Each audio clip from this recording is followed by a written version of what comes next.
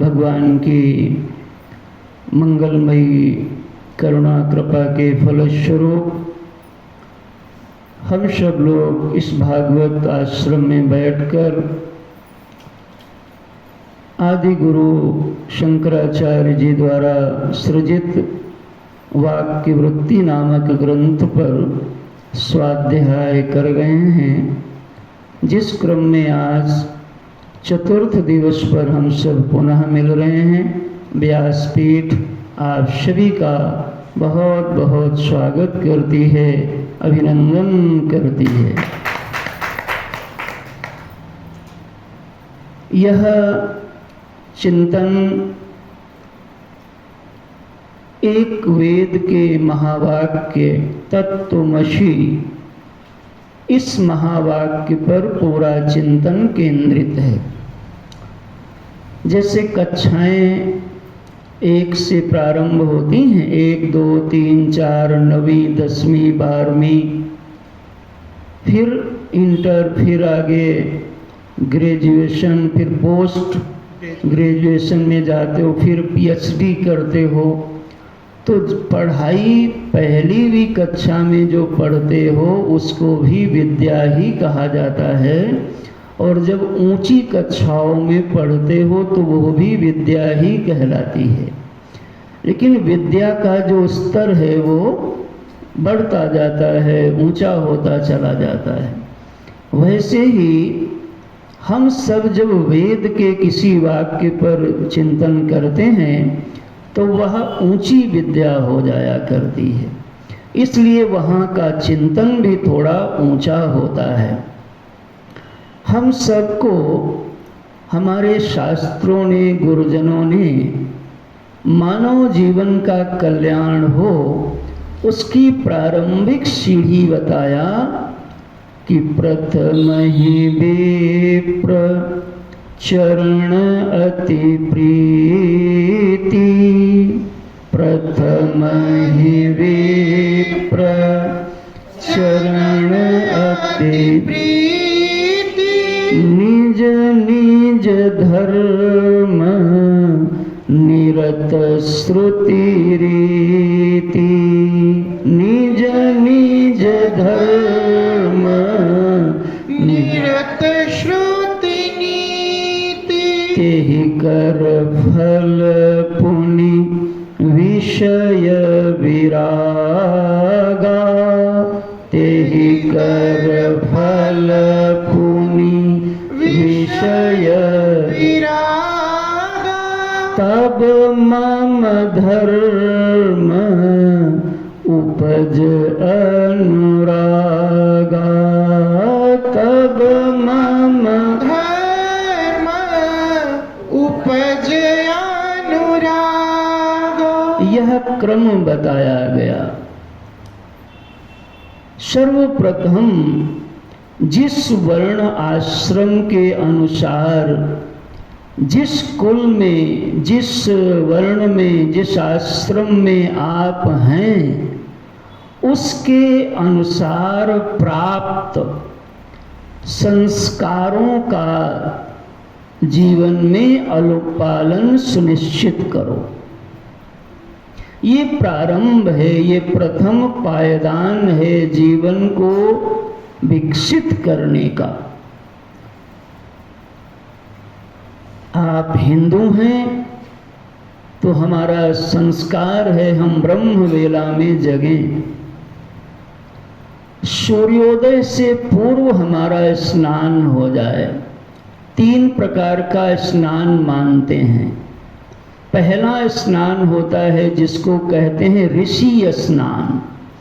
ऋषि स्नान उसको कहते हैं कि आकाश मंडल में अभी तारे दिख रहे हैं, लुप्त नहीं हैं, लुप्त होने वाले हैं, और आपका स्नान हो जाए, आप अपने साधना भजन में लग जाएं, इसको बोलेंगे ऋषि स्नान। लेकिन तारे गायब हो गए क्योंकि घड़ी का आविष्कार बहुत बाद में हुआ है। तो ऋषि चिंतन को आप देखें, ये लगभग 4 साढ़े 4 के आसपास 5 के पहले का समय माना जाएगा। लेकिन तारे चले गए, लेकिन अभी उजेला नहीं हुआ है। हम स्नान कर लिए, यह देव स्नान माना जाएगा। लेकिन तारे भी चले गए और उजेला भी थोड़ा ज़्यादा हो रहा है, लेकिन सूर्योदय अभी नहीं हो पाया है, होने वाला है। और सूर्योदय होते होते हम स्नान कर लें, इसको देव स्नान के बाद मनुष्य स्नान बोलेंगे। तो ऋषि स्नान, देव स्नान, मनुष्य स्नान। और सूर्योदय हो गया तो कहा कुछ लोग तो उसके बाद भी नहीं नहाते महाराज तो उनके लिए मैं क्या कहूँ। रंजना जी कोई कोरोना नहीं, आप फ्री होके बैठे यहाँ पे। बोलो हनुमान जी महाराज की जय। तो आप हिंदू हैं, सनातन धर्मावलंबी हैं, तो पहले देखो ये चीज जीवन में आई है कि नहीं है, आ रही है कि नहीं आई है। फिर आपने सूर्योदय हुआ, सूर्य भगवान को जल दो।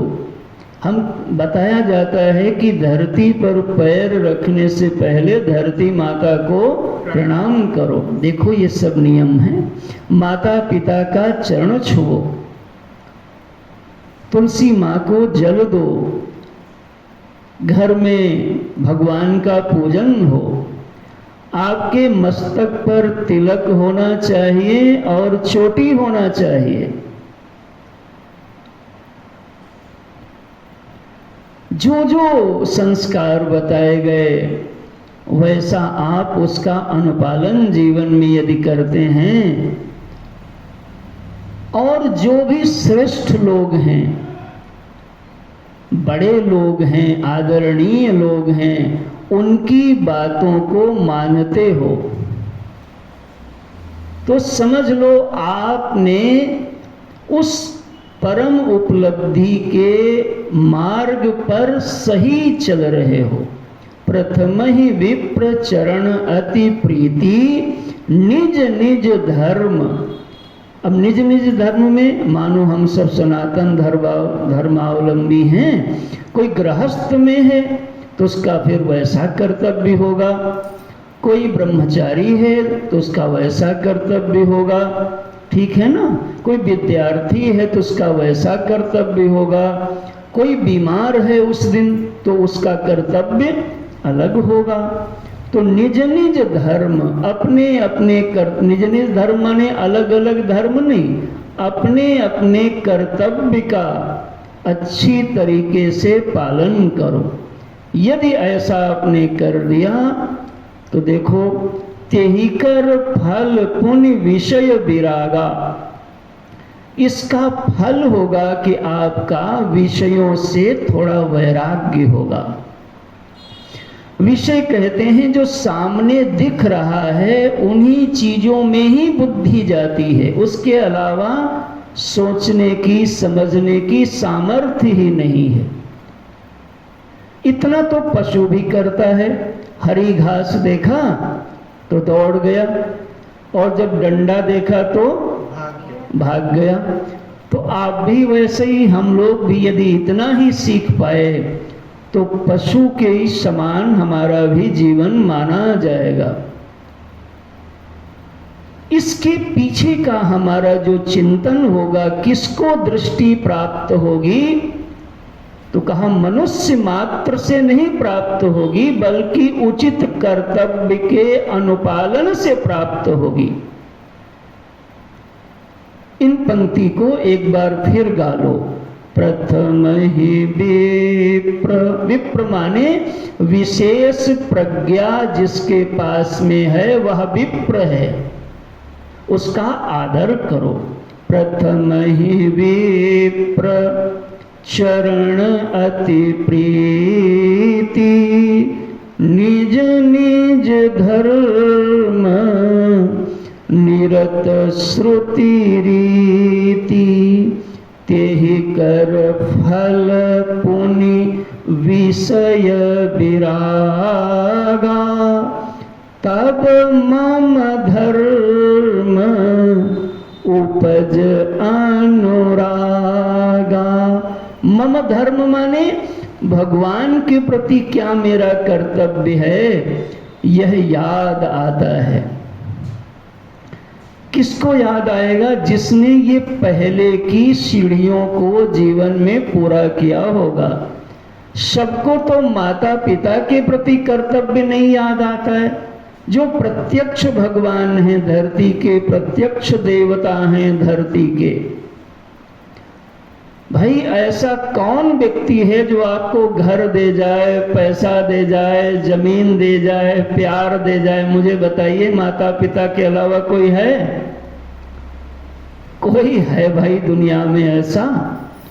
लेकिन जो माता पिता हमको प्रत्यक्ष देते हुए दिखते हैं, देते हैं, सभी लोग उनका भी आदर नहीं कर पाते, बल्कि उनका अनादर करते हैं। यह दिखता है कि उनके जीवन में मनुष्य का शरीर भले ही मिल गया हो, लेकिन मनुष्योचित जीवन की प्राप्ति, संस्कार, शिक्षा की प्राप्ति नहीं हुई है। यह व्यासपीठ आज यह समझाना चाह रही है कि हम जिस वेद के वचन का चिंतन कर रहे हैं, उस चिंतन का जो प्रतिपाद्य विषय है, वह वही व्यक्ति धारण कर पाएगा जिसके जीवन में ये सीढ़ियां पूरी हो गई होंगी, इन सोपानों को पूरा किया होगा। कोई मन मर्जी से आ जाए और तर्क करने लगे, कुतर्क करने लगे, बहस करने लगे, ये बहस की बात नहीं है, यह विचार की बात है। विचार और बहस में अंतर होता है। तो मेरे नाथ, आप इस प्रकार से इस बात को समझें, अपने जीवन को निरंतर भगवान की पूजा अर्चना, उनको रोज पूजन करिए अच्छे से। यथा देहे तथा देवे, स्नान कराइए, अच्छे कपड़े पहनाइए, खूब बढ़िया बढ़िया भगवान को खिलाया करो। जो खूब बढ़िया बढ़िया भगवान को खिलाता है, उसको भगवान खूब बढ़िया बढ़िया खिलाते हैं। और बढ़िया बढ़िया पहनाया भी करो, अच्छे अच्छे कपड़े, फिर खिला के पहना के आरती उतार के। हमारे सोनू भैया कितना सुंदर भेजते हैं बना करके भाव, तो इनका देखो जीवन में, तो सबके जीवन में भगवान के प्रति विशेष अनुराग हो, और अनुराग करने से बढ़ता है। आप जितना करेंगे, प्रेम करने से प्रेम बढ़ता है, और प्रेम न करने से प्रेम सूख जाता है। इसलिए कुछ न कुछ क्रिया करो, उनको सजाओ, उनको पिन्हाओ, उनको कोई पद सुनाओ, उनके लिए कुछ काम करो। और जब प्रसन्न हो जाएं भोजन प्रसाद पाके पूजा से, तो उनके मंत्र का, गुरु मंत्र का, नाम का जिह्वा पे जप किया करो। और जप करते करते, नाम लेते लेते, पूजा करते करते कभी कभी ध्यान करो भगवान का। नित्य कर सको नित्य करो, 10 मिनट 20 मिनट 1 घंटा, जितनी सामर्थ्य है। वो कैसे भगवान हैं, कहाँ रहते हैं, ये हम कौन हैं, वो कौन है, ये धीरे धीरे चिंतन बनने लग जाएगा। जब यह चिंतन सामर्थ्य पैदा हो जाएगी, तब यह जो उपदेश की चर्चा हो रही है आपके लिए जैसे आंवला हाथ में रखा हुआ दिख जाता है, ऐसे ही आपको इस ग्रंथ का जो प्रतिपाद्य है वो दर्शन मिल जाएगा। हमारे भगवान रमण महर्षि ने कहा कि काय वांग मनः कार्य उत्तमं, काय वांग मनः कार्य उत्तमं, पूजनं जप चिंतनं क्रमात्,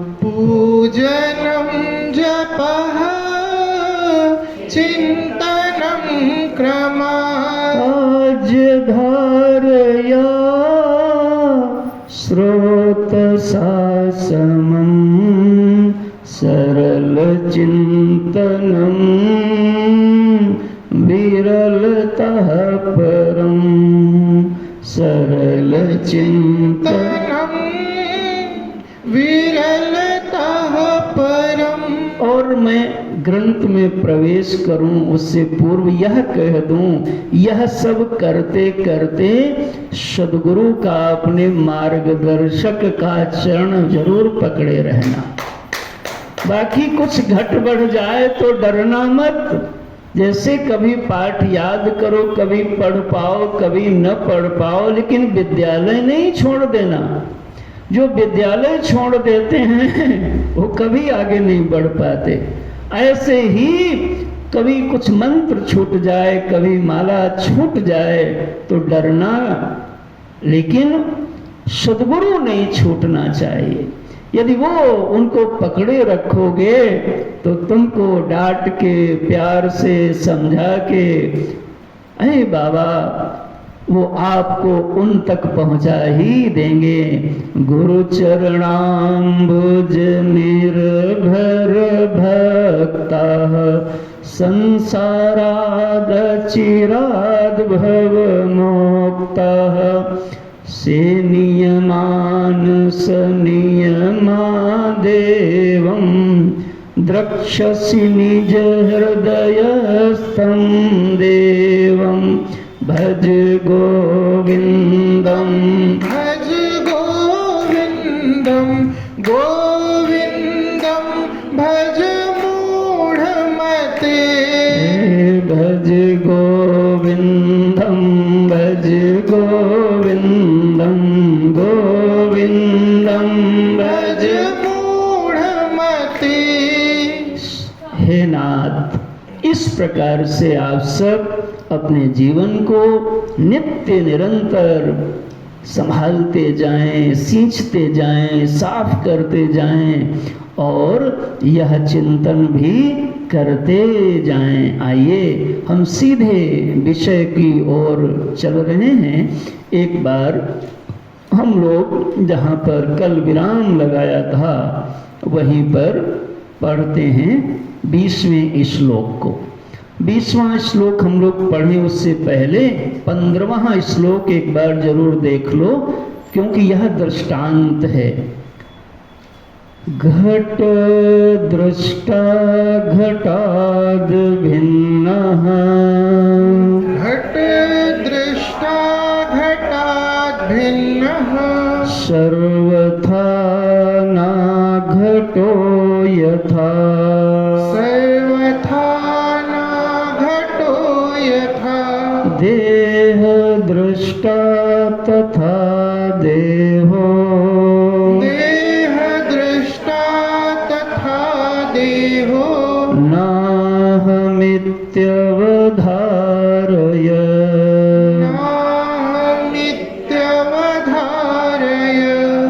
यहाँ आचार्य ने यह दृष्टांत हमें दिया था, इसको केंद्र में रख के मैंने कल चिंतन कराया था। क्या दृष्टांत है? घट दृष्टा घटात भिन्नः। सभी लोग ध्यान से देखें, कमर सीधी करें और मन प्रसन्न रखें।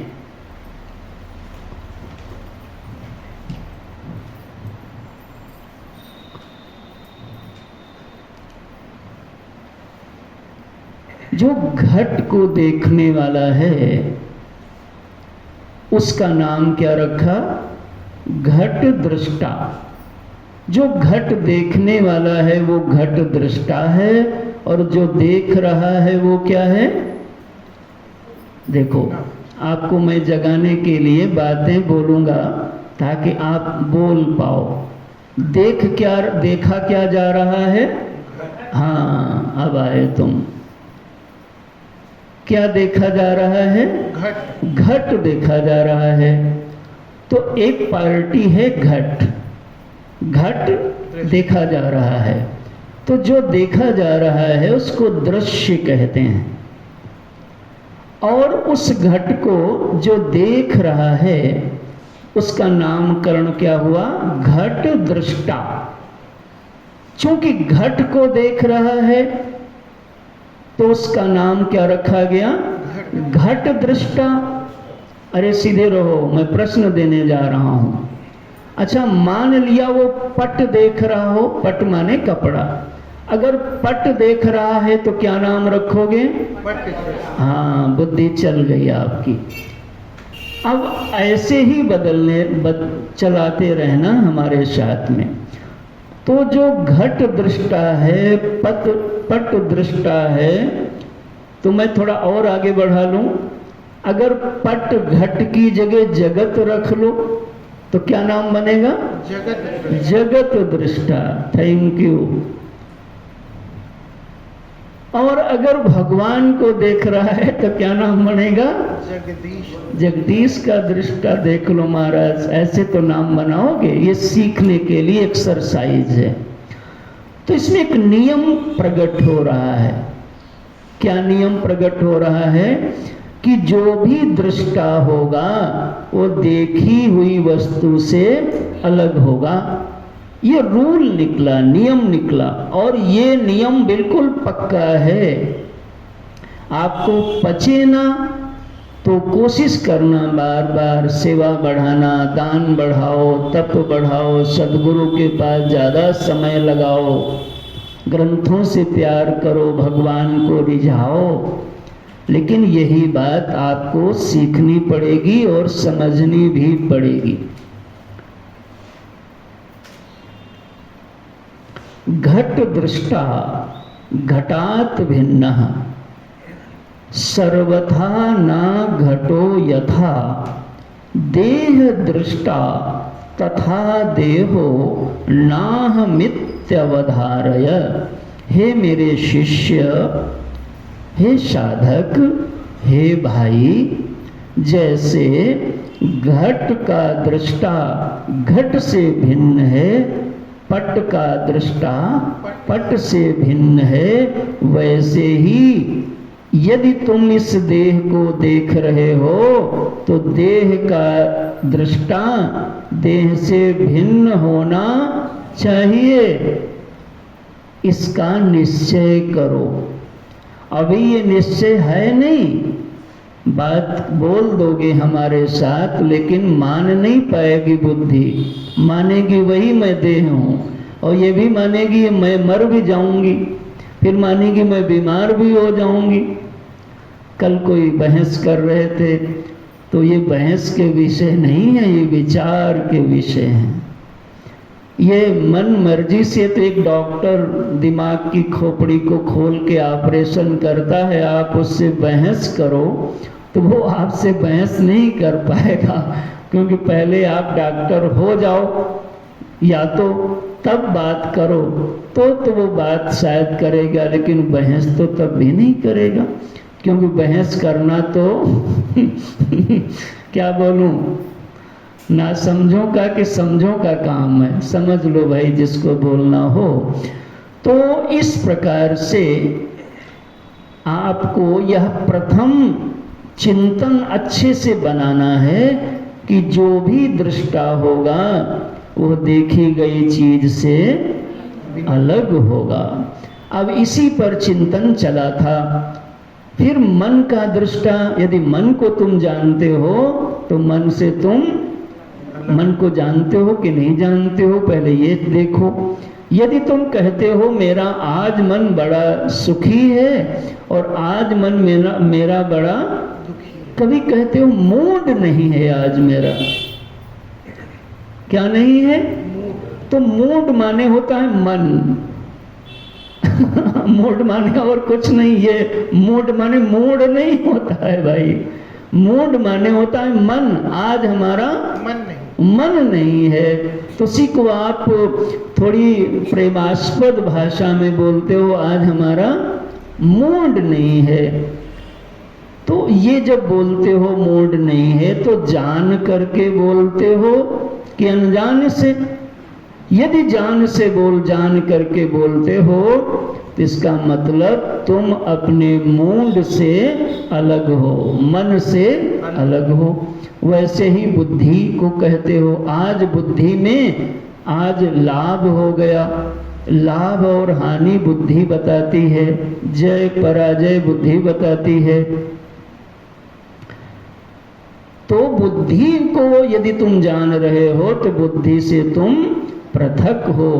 इस प्रकार से यह निश्चय हुआ कि तुम इस संघात से, कल शब्द आया था संघात का, इस पूरे संघात से तुम पृथक हो। तो यह जो चिंतन किया जा रहा है, इस चिंतन का नाम है त्वम पद शोधन। ये मैंने शास्त्रीय शब्द प्रयोग किया। इस पूरे प्रवचन में 7 दिनों में केवल 2 चीजों पर चिंतन होगा, त्वम पद शोधन, तत्पद शोधन।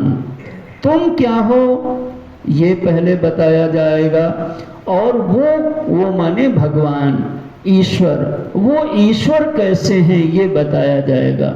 और फिर अंत में ये बता दिया जाएगा, देख लो, अनुभव करा दिया जाएगा कि देख लो विचार करके, तुम और वो इस दृष्टि से भेद है और इस दृष्टि से अभेद है, तुम्हारा जीवन धन्य हो जाएगा। तो 3 पार्ट में चिंतन जाएगा, त्वम पद शोधन, तत्पद शोधन और 80 पद शोधन। 80 पद माने एकता करा दिया जाएगा। तो अभी जो मैं चिंतन कर रहा हूं वो किस पद पर चिंतन हो रहा है? त्वम पद शोधन। सरल भाषा में कैसे बोलोगे? मैं कौन हूं ये बताया जा रहा है। तो अभी तक तो तुमने ये सुना होगा, मैं पुरुष हूँ, मैं स्त्री हूँ, और मैं देह हूँ, मैं बीमार हूँ। लेकिन देखो आचार्य जी क्या बता रहे हैं कि तुम ये नहीं हो। लो महाराज, इसीलिए जो संसारी मन है वो उसका संतों से, आचार्यों से जल्दी नहीं बनती है, लेकिन जल्दी नहीं बनती, क्योंकि उसके अनुभूति के ठीक विरुद्ध इनका अनुभव है और सत्य अनुभव है। तो ये क्यों बदलेंगे?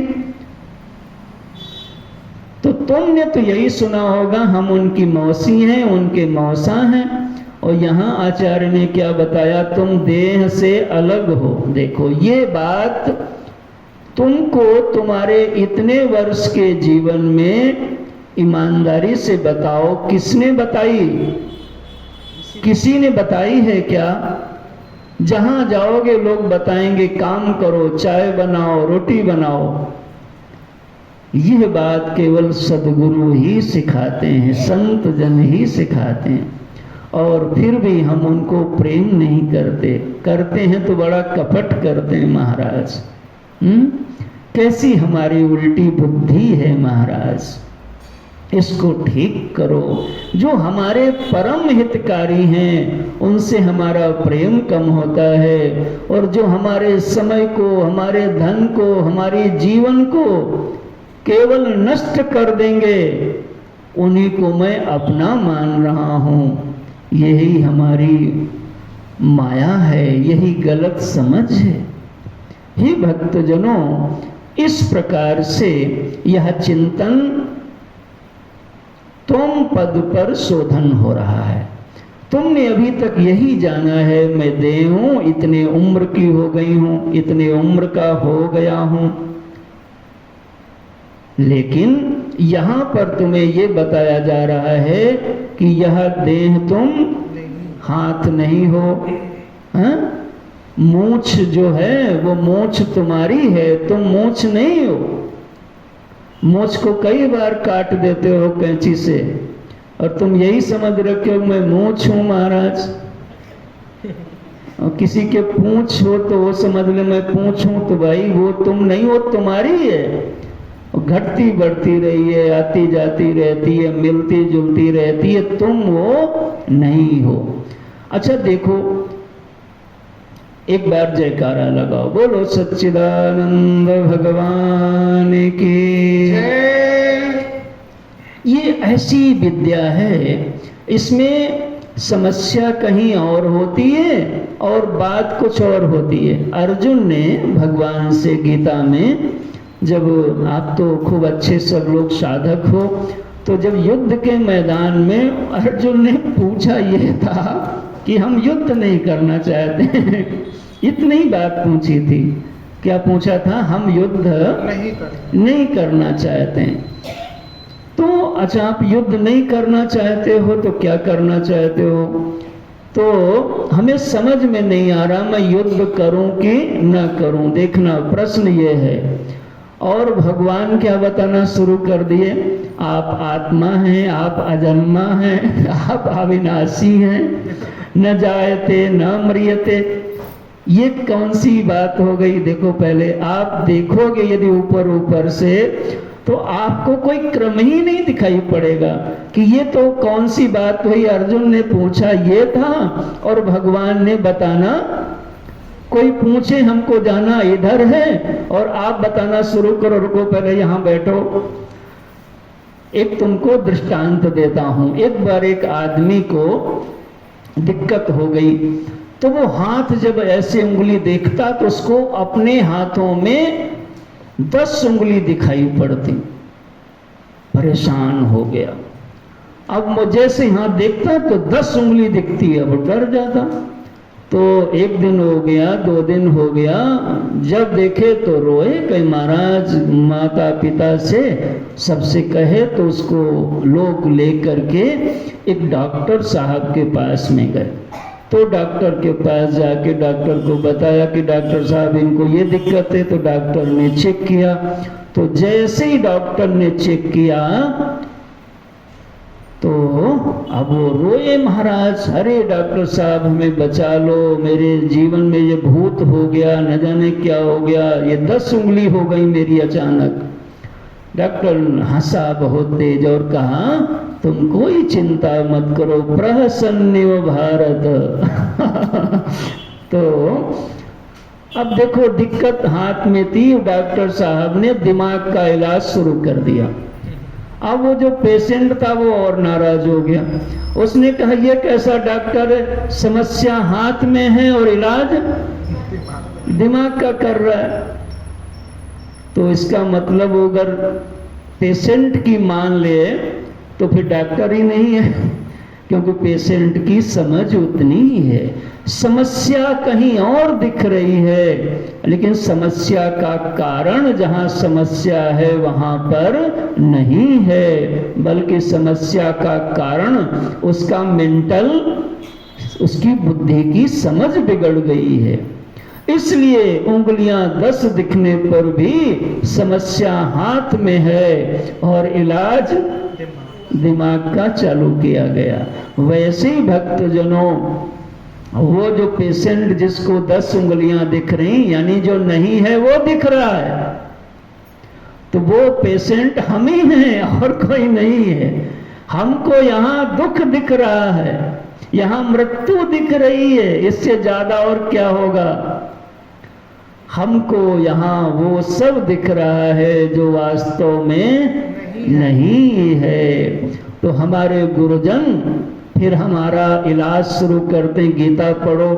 अब आदमी सोचता है मैं दुखी हूं और गुरुदेव कह रहे हैं नाम जपो। बेचारा आदमी वो गया, महाराज हम बहुत परेशान हैं बिटिया से बेटवा से। गुरु महाराज ने कहा अच्छा माला लो और 11 माला जपो आज से, ओम नमः शिवाय। अब आदमी को समझ में नहीं आता ये कैसे ठीक होगा। देखो बाबा, जितनी भी तुम्हें दिक्कत दिख रही है वो दिक्कत कहीं और दिख रही है, लेकिन उस दिक्कत का कारण जहां दिक्कत है वहां पर नहीं है। दिक्कत कहीं और है, दिख कहीं और रही है। वैसे ही मेरे भक्तजनों, यह जीवन का देखो, आप पहले अर्जुन की तो बात जाने दो। अर्जुन को भगवान तो कितने 700 श्लोक गीता में 700 में छोड़ दिया। परीक्षित जी महाराज ने पूछा, इतना ही था गुरुदेव से कि म्रियमाणस्य को धर्मा, जो मरने वाला है वो क्या करे। सुखदेव भगवान तो 18,000 श्लोक सुनाया। पूरा 18,000 श्लोक सुनाए महाराज।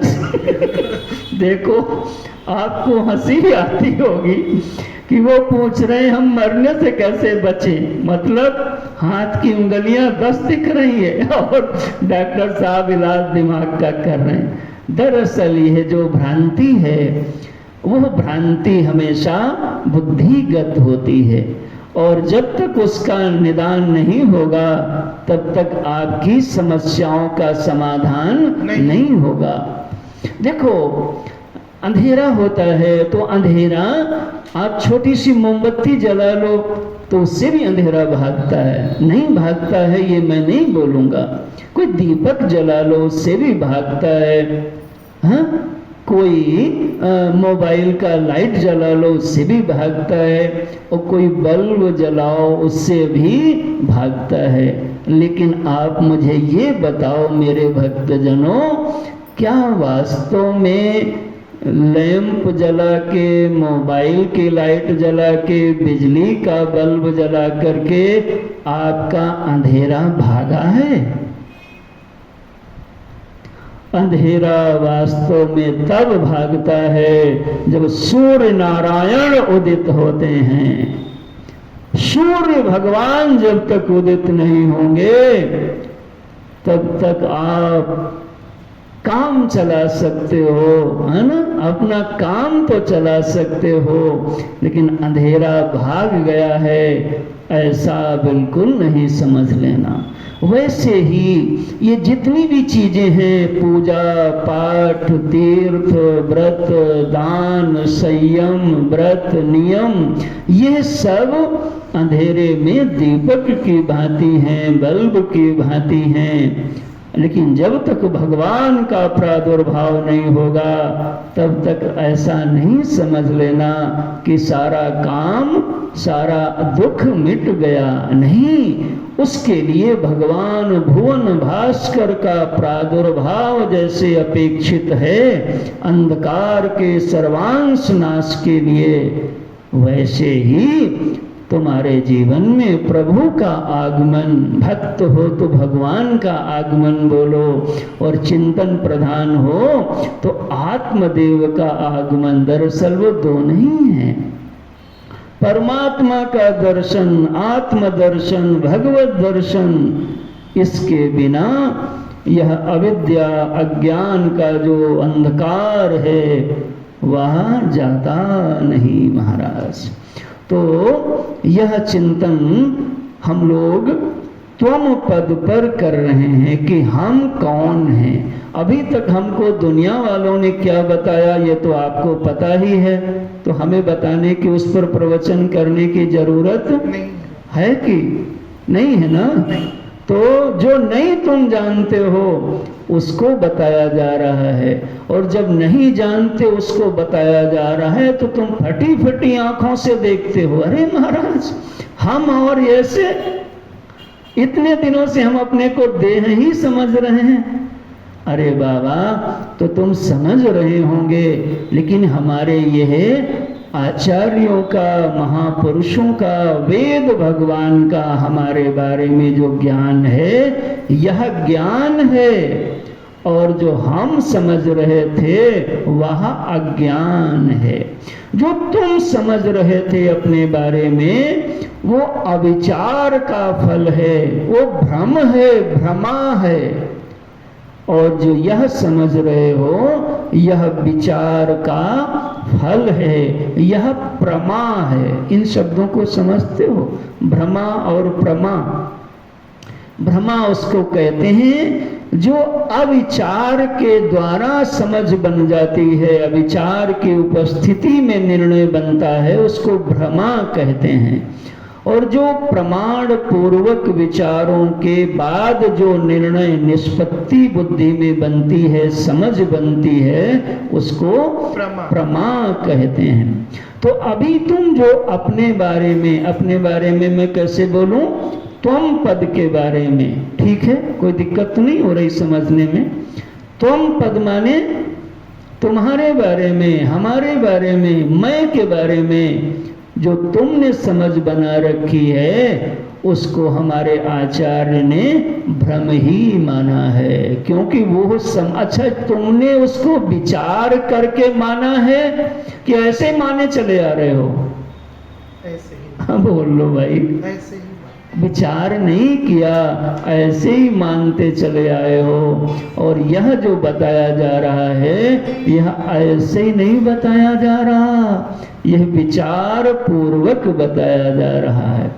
तो आइए हम आगे विचार को बढ़ाते हैं। एक बार आपकी बुद्धि में फिर से मैं जरा क्या मार दूं, पोछा मार दूं, मतलब गंदगी साफ हो जाए, तो चमचमा जाए। तो किस पद पर चर्चा हो रही है?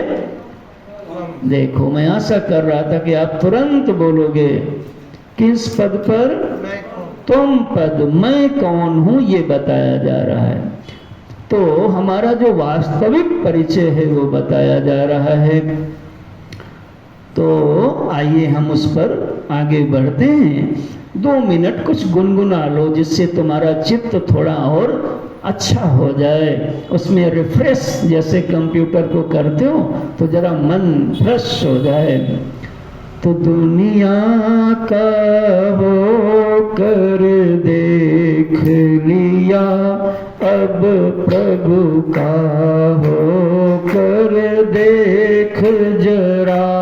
दुनिया का हो कर देख लिया, अब प्रभु का हो कर देख जरा। जिस राह पे सतगुरु संत चले, उस राह पे चल कर देख जरा। जिस राह पे सद्गुरु संत चले, उस राह पे चल कर देख जरा। दुनिया के चक्कर में पड़कर कई जन्म यूं ही बर्बाद किए। दुनिया के चक्कर में पड़कर कई जन्म यूं ही बर्बाद किए। अब शरण प्रभु की आकर तू हरि नाम सुमिर कर देख जरा। अब शरण प्रभु की आकर तू हरि नाम सुमिर कर देख जरा। अब शरण प्रभु की आकर तू हरि नाम सुमिर कर देख जरा। अब शरण प्रभु की आकर तू हरि नाम स्मरण कर दे जरा। दुनिया का हो कर देख लिया, अब प्रभु का हो कर देख जरा। दुनिया का हो कर देख लिया, अब प्रभु का हो कर देख जरा। जिस राह पे सतगुरु संत चले, उस राह पे चल कर देख जरा। जिस राह पे सद्गुरु संत चले, उस राह पे चल कर देख जरा। बोलिए सच्चिदानंद भगवान की जय। 20वें श्लोक से पाठ करेंगे। अजड़ात्मवदा भांति, अजड़ात भांति, अजड़ात्मवदा भांति, अजड़ात्मवदा भांति। यत्सान्निध्या जड़ा अपि, यत्सान्निध्या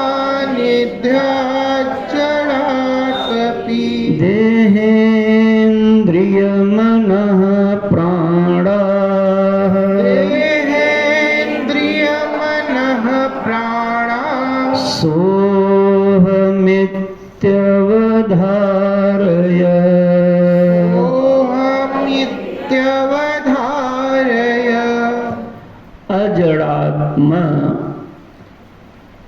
जो अजड़ात्मा वदा भांति यत् सानिध्य जड़ा अपि। जड़ा माने जो जड़ है। जड़ कौन है? यह देह है। देह क्या है? जड़ है। जो दृश्य होगा वो जड़ होगा। ये भी दूसरा नियम याद कर लो। यद् दृश्यम तद जड़म। तो दो नियम, 2 3 4 नियम निकल आए धीरे धीरे, इनको याद रखना। अभी एक नियम था कि दृश्य से दृष्टा अलग होगा। अभी फिर एक बात बताई गई कि जो भी जो जड़ होगा, जो दृश्य होगा वो जड़ होगा। ये बातें कभी नहीं भूलना, आपको बल देंगी, यही मृत्यु को मार देंगी और आपको अमरता का पद प्रदान कर देंगी। जो भी दृश्य होगा, डरना नहीं। कोई दिव्य अति दिव्य दृश्य आ जाए तो आप बुद्धि कहो नहीं नहीं आप नहीं जड़ होंगे। नहीं, विचार विचार है, हारना नहीं। यद दृश्यम तद जड़म तद अनित्यम तद मर्त्यम।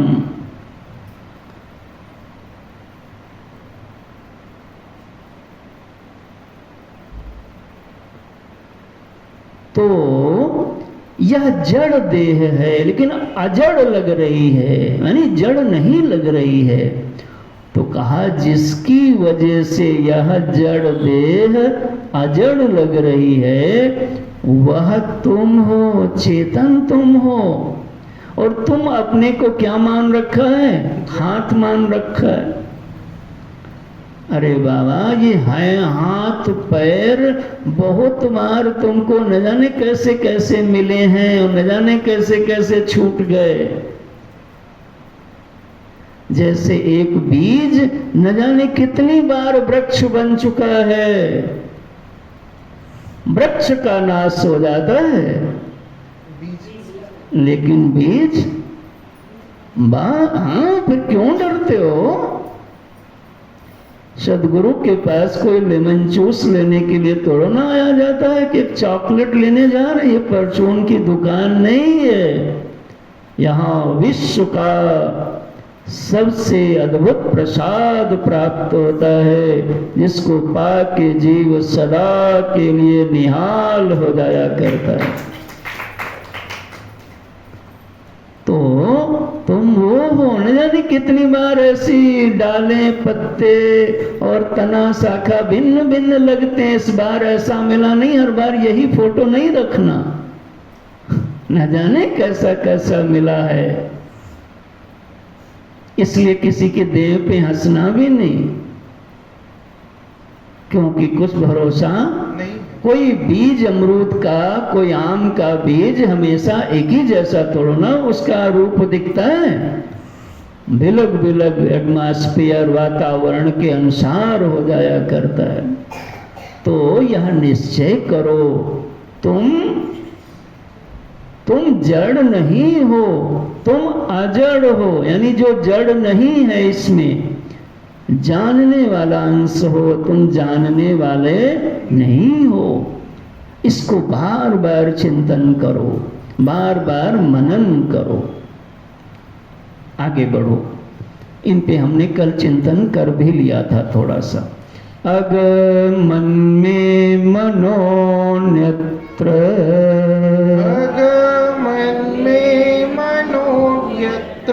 सांप्रतं च स्थिरीकृतं,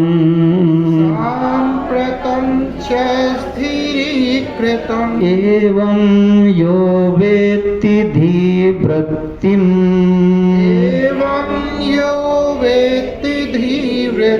सोऽहमित्यवधारय। अभी मैंने चर्चा कर दिया है तो आपको समझने में अब सरलता होनी चाहिए। अगम मन्ने मनो यत्र, ये मन चला गया, कभी चला गया कभी आ गया, अब आ गया, अभी चला गया था, ऐसा जानते हो ना। तो ये मन के आने जाने को, ये जो बुद्धि के इधर उधर जाने को तुम इसको जानते हो महाराज। इस जानने के कारण से ही यह बात निश्चित करो बुद्धि में कि मैं जानने वाला हूँ, और जो भी जानने वाला होगा वो चैतन्य होगा, चैतन्य होगा, वह जड़ नहीं होगा। दो बातें हमेशा याद रखो। जड़ उसको कहते हैं जो वस्तु ना स्वयं को जाने और ना दूसरे को जाने, उसको कहते हैं जड़। जैसे ये घड़ी है तो घड़ी को भी नहीं जानती और हमको भी नहीं जानती, ठीक है ना भाई। ये घड़ी जानती कि मैं घड़ी हूं, कि मैं जानता हूं ये घड़ी है? हम जानते हैं ये घड़ी है, यानी मैं घड़ी को भी जानता हूं और जो घड़ी को जान रहा है उसको भी मैं जानता हूं। तो जो स्वयं को भी जाने और दूसरे को भी जाने उसको चेतन कहते हैं, और जो स्वयं को भी ना जाने और दूसरे को भी ना जाने उसको जड़ कहते हैं। ये दोनों परिभाषाएं अच्छे से पकड़ के रखना। अब पूरी जीवन का विश्लेषण करने जा रहे हैं। अगला श्लोक देखो।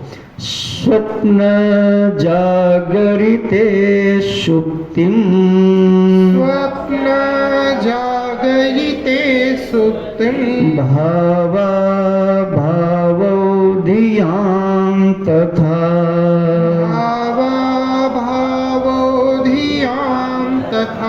यो वेत्ति विक्रियः साक्षात्, यो वेत्ति विक्रियः साक्षात्, सोऽहमित्यवधारय, सोऽहमित्यवधारय। अरे बाबा देखो देखो देखो, तुम कोई सामान्य नहीं हो। तुम छोटे से जो तुमको बताया गया है संसार के द्वारा, तुम फलानी हो फलाने हो, ये संसारियों की दृष्टि होगी, और जो ये तुमको बताया जा रहा है ये हमारे गुरुजनों की दृष्टि है, ये शास्त्र की दृष्टि है, ये वेद भगवान की दृष्टि है। तो तुमको ज्ञानियों पे भरोसा है कि अज्ञानियों पे? किसकी मानोगे? मानोगे अज्ञानियों की ही भाई। इतना सरल नहीं होता है। कल कोई कह रहा था, जाने दो। तो देखो, अब 3 अवस्थाओं में ही आप घूमते हो, चाहे 100 बरस जियो, चाहे बार बार जियो, लेकिन जब भी यह देह प्राप्त होगी तो आप लखनऊ रहो, दिल्ली रहो, ठीक है ना भाई, लेकिन आप 3 ही जगह जाते हो। अरे महाराज वो कहाँ कहाँ? पहली हमारी जगह है जाने की जागृत। हम जगते हैं, इसको बोलते हैं जागृत अवस्था। अवस्था क्यों बोलते हैं? जिसमें हम अवस्थित रहते हैं उसको अवस्था बोला जाता है। आप कहाँ पर अवस्थित हो? तो कहा इस समय में जागृत अवस्था में हूं। तो जागृत अवस्था में होने के कारण मैं जगा हूं। तो अवस्था माने जहां यह मैं अवस्थित होता है उसको अवस्था कहते हैं। तो जागृत अवस्था, तो जागृत अवस्था जगते जगते आप जगे, रोटी बनाए, खाना बनाए,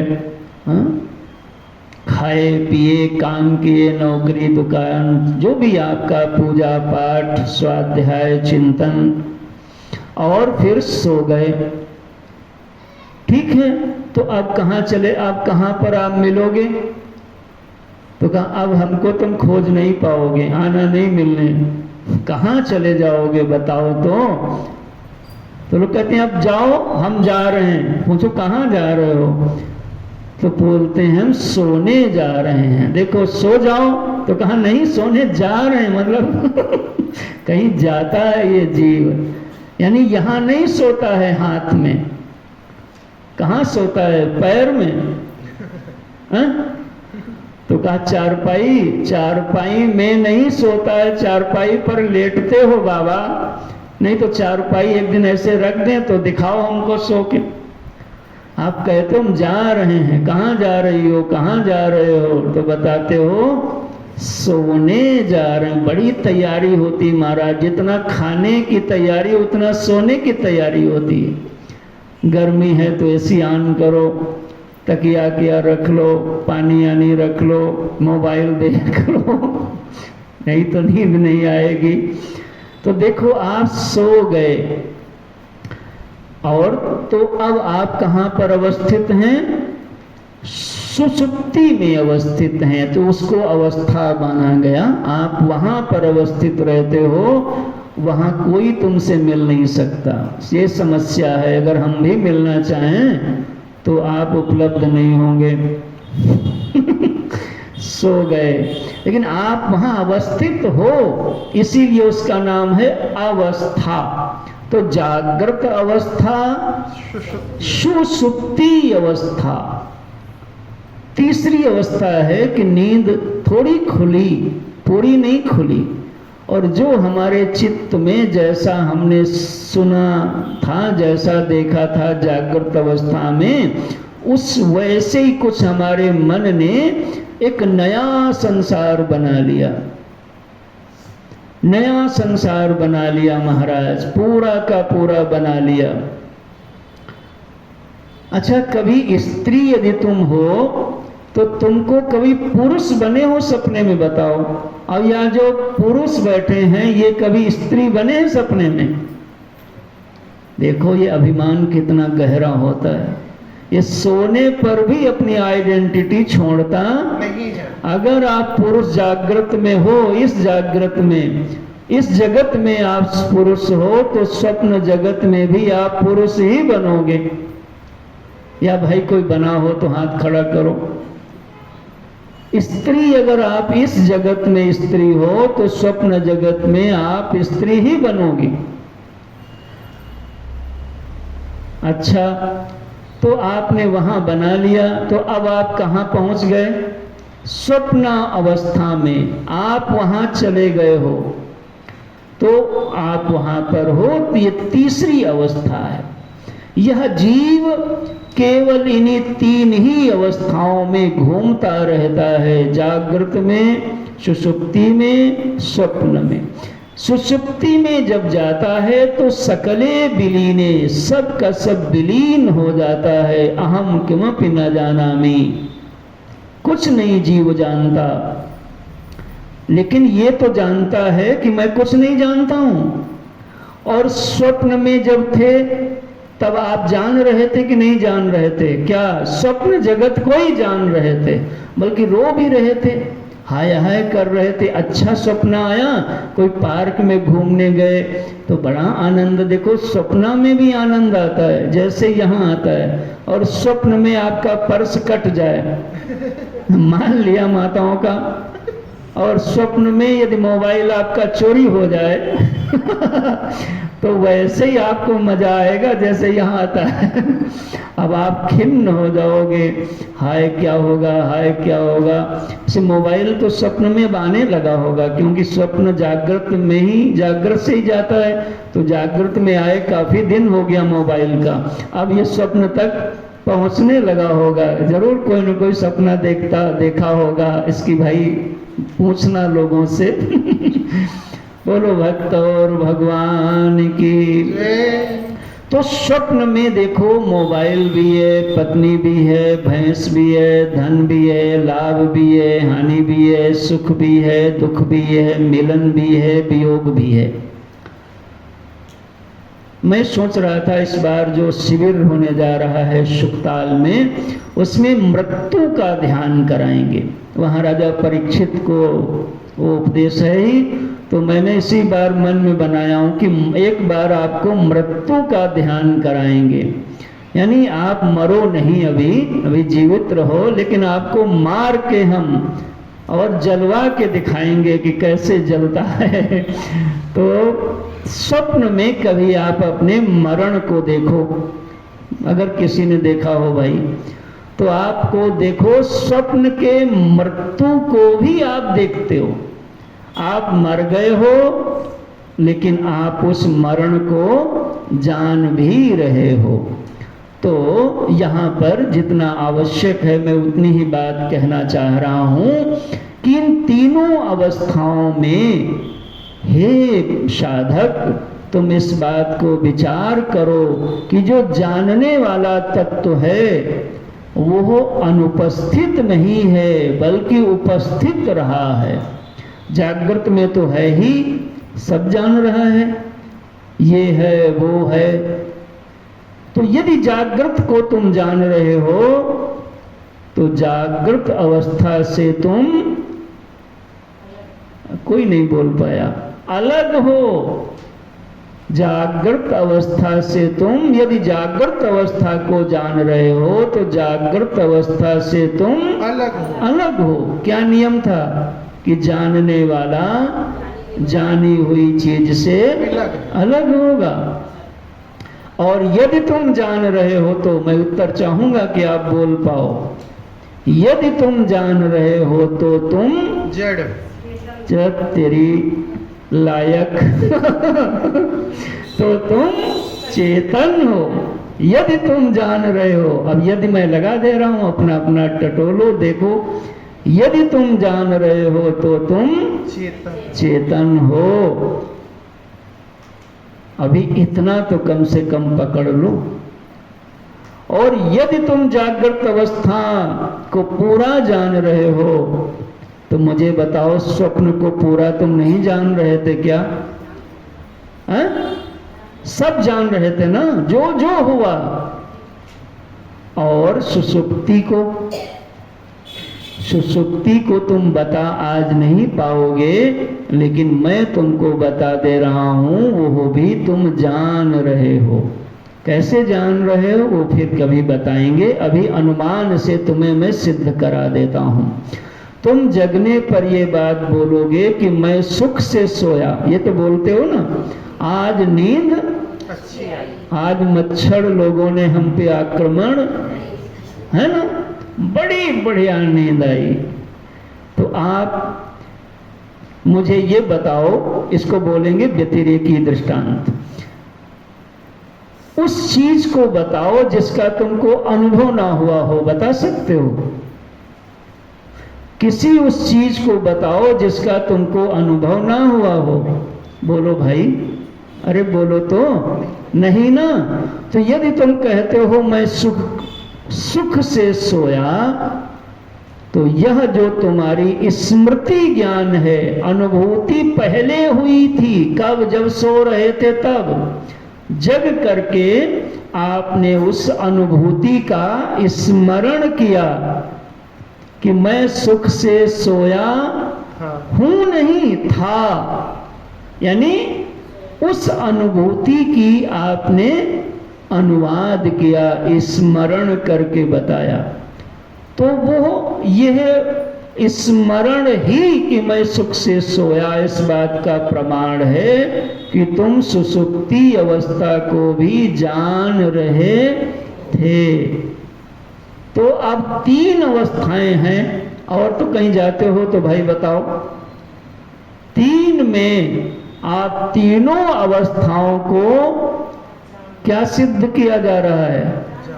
स्वप्न जागरिते सुप्ति भावा भावो धियाम यथा यो वेत्ति, यो वेत्ति अविक्रियः। जो वेत्ति माने जो जानता है, वो विक्रिय नहीं कर देना उसको, वो अविक्रिय है। अविक्रिय माने अपरिवर्तनशील रहता हुआ, एक रस रहता हुआ क्या करता है? साक्षात सो अहम इति अवधारय। वो इन सबको वेत्ति, वेत्ति माने जानता है, जागृत को भी जानता है, सुषुप्ति को भी जानता है और स्वप्न को भी जानता है। हे मेरे नाथ, और तुम क्या जानना चाहते हो? सब तो जान रहे हो, फिर भी तुम मान ही नहीं रहे हो, तुम कुछ जान रहे हो। कैसी दशा है। तो आगे का देखो, अब फिर से एक दृष्टांत देते हैं। ये श्लोक भी यदि याद तुम्हें हो जाए तो बहुत अच्छा रहेगा। घटावभासको दीपो, घटावभासको दीपो, घटाद् अन्यो यथेष्यते, घटातन्यो यथेष्यते, देहावभासको देहि, देहावभासको देहि, तथाहं बोध विग्रह, तथाहं बोध विग्रह। वो श्लोक 15वां था। घट दृष्टा घटाद भिन्नः, ठीक है ना। और ये 23वां श्लोक, ये बहुत सिद्धांत के श्लोक हैं। घटावभासको दीपः, जैसे अंधेरे में घट रखा था, दिखाई नहीं पड़ रहा था, तो आपने दीपक जलाया। तो जब दीपक जलाया तो उस दीपक में किसको तुमने देखा? घट को देखा। तो घट अवभास को, जैसे घड़े को प्रकाशित करने वाला दीपक घट से अन्य है। घट से घट को नहीं देखा, बल्कि दीपक के प्रकाश से घट को देखा। सीधे रखो, हाँ सीधे बैठो, बिल्कुल। आलस आएगा तो सब ये बाहर हो जाएगा, समझते हो ना। आचार्य माने गुरु माने, हाँ ये है। इसके लिए थोड़ा हमारा पूर्व हमारी तैयारी होनी चाहिए। तो घटावभास को दीपो, जैसे हमने घट को देखा लेकिन दीपक के प्रकाश में देखा, तो दीपक का प्रकाश अर्थात दीपक घट से भिन्न है। वैसे ही ये संपूर्ण देह, और देह ही क्यों, अभी जो मैंने तीनों अवस्थाएं बताई, तो अब ये बताओ जागृत में ऐसा क्या है जो तुमने देखा? प्लाट, मकान, दूल्हा दुल्हन, पैसा, सुख दुख, अच्छा बुरा, पाप पुण्य, लिया दिया, खाया पिया, सब आ गया कि नहीं आया? सुषुप्ति भी आ गई, स्वप्न भी आ गई। यानी आप वो हो, क्या हो? तुम्हारे संसारियों ने तुमको क्या बताया वो जानो तुम। गुरुदेव क्या बता रहे हैं, भगवान भाष्यकार क्या बता रहे हैं कि आप इस समस्त देह के अवभाषक अर्थात देही हैं, बोध विग्रह, चेतन सत्ता हो। यह त्वम पद का मुख्य, त्वम पद का मुख्य अर्थ धारण करो। तुम ये हो, तुम ये हो, तुम ये हो।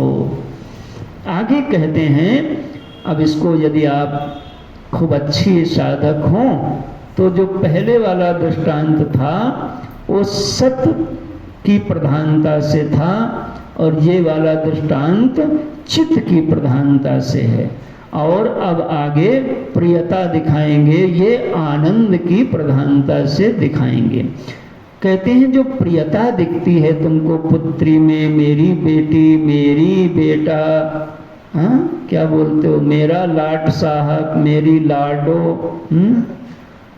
ये भी दरअसल इसी मूल सत्ता की वजह से ही है। देखो क्या बोलते हैं, पुत्र वित्तादयो भावा पुत्र वित्तादयो भावा यस्य शेषतया प्रिया यस्य शेषतया प्रिया दृष्टा सर्वप्रियतमः दृष्टा सर्वप्रियतमः सोऽहमित्यवधारय सोऽहमित्यवधारय परप्रेमास्पदस्तया परप्रेमास्पदतया मानभूमहं सदा मानभूमहं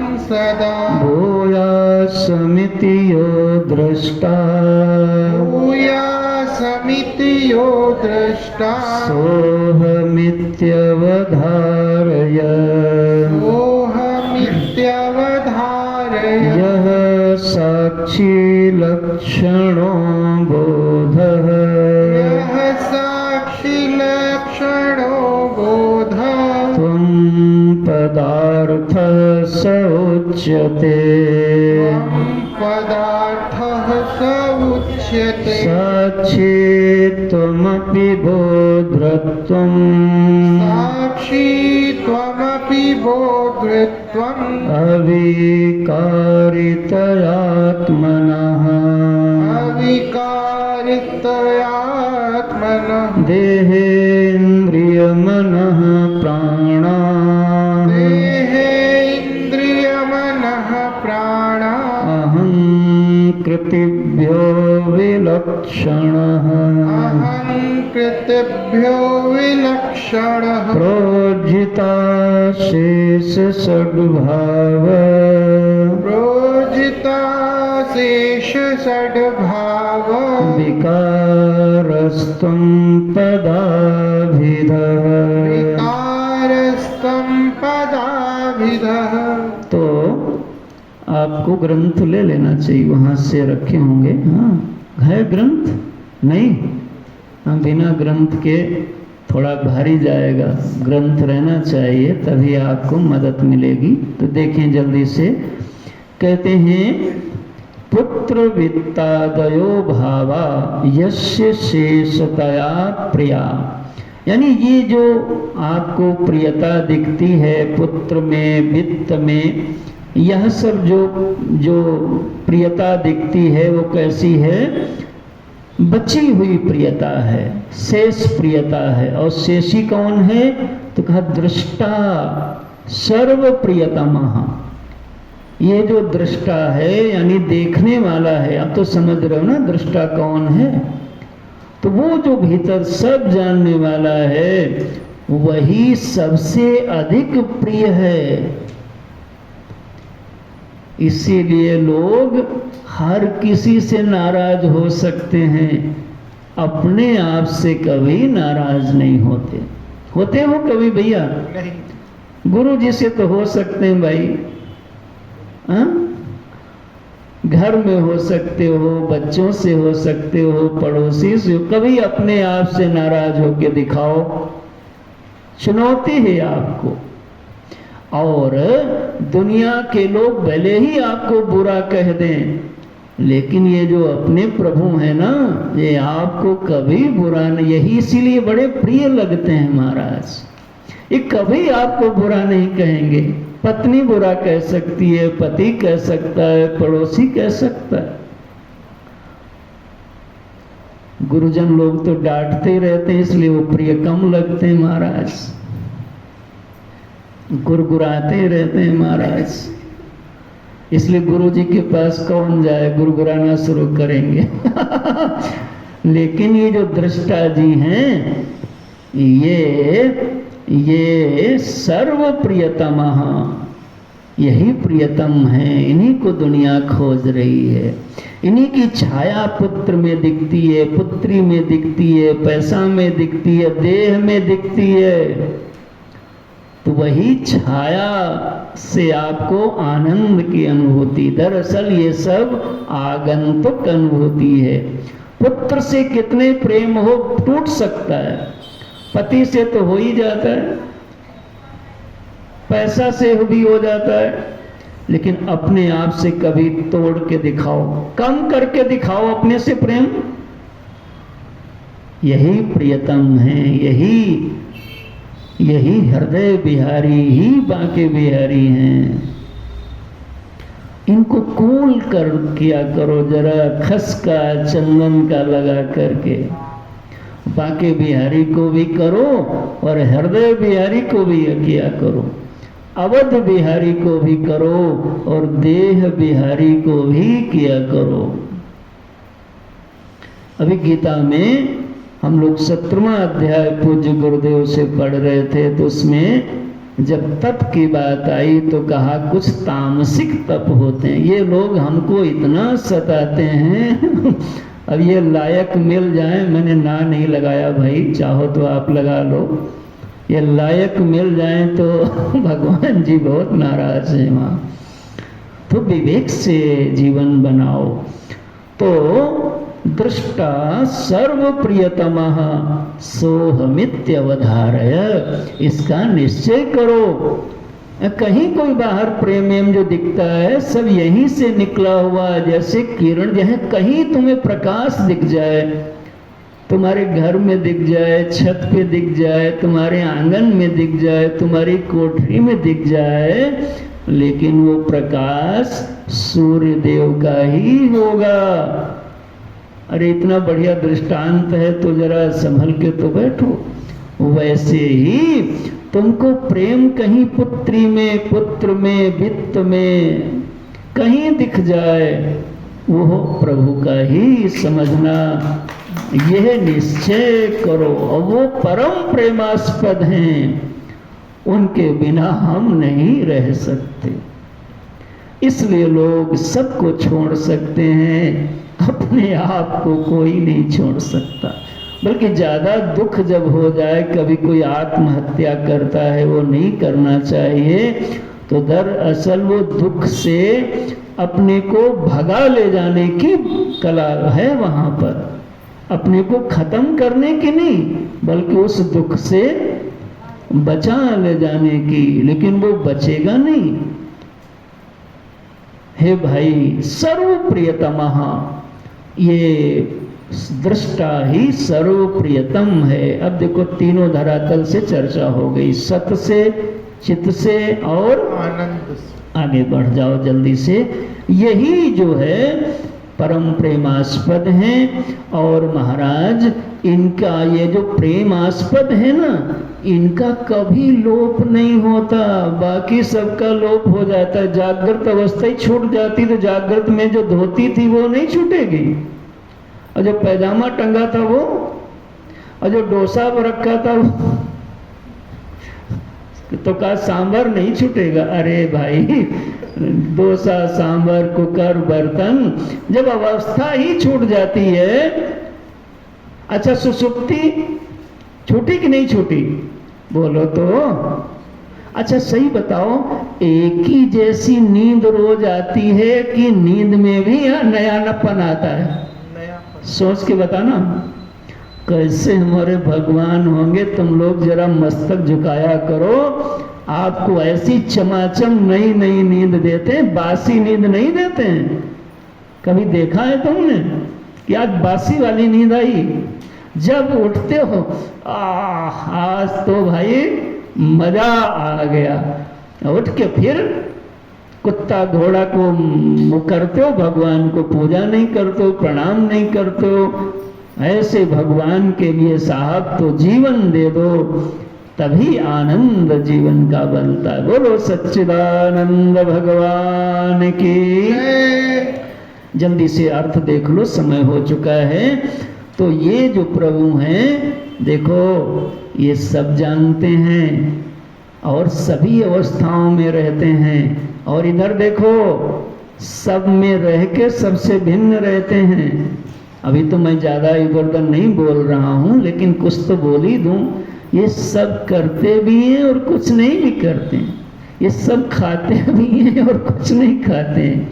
ये सब देखते भी हैं और कुछ भी नहीं देखते हैं। बड़ी मज़ेदार लीला है।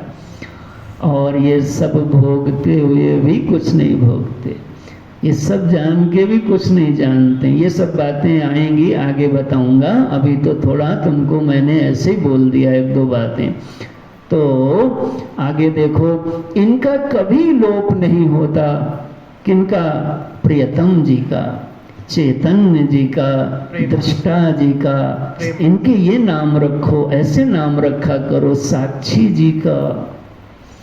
तो ये जो साक्षी चैतन्य रूप हैं, यही त्वम शब्द का मुख्य अर्थ है। यह साक्षी लक्षणो बोधः त्वम पदार्थ स उच्यते। मिल गया? ये तुमको आचार्य कह रहे हैं, यही त्वम शब्द का, त्वम पद का जो अर्थ हमको बताना था, मैंने तुमको बता दिया। यही त्वम सब, तुम माने ये हो तुम। क्या गजोधर? नहीं, ये हो तुम।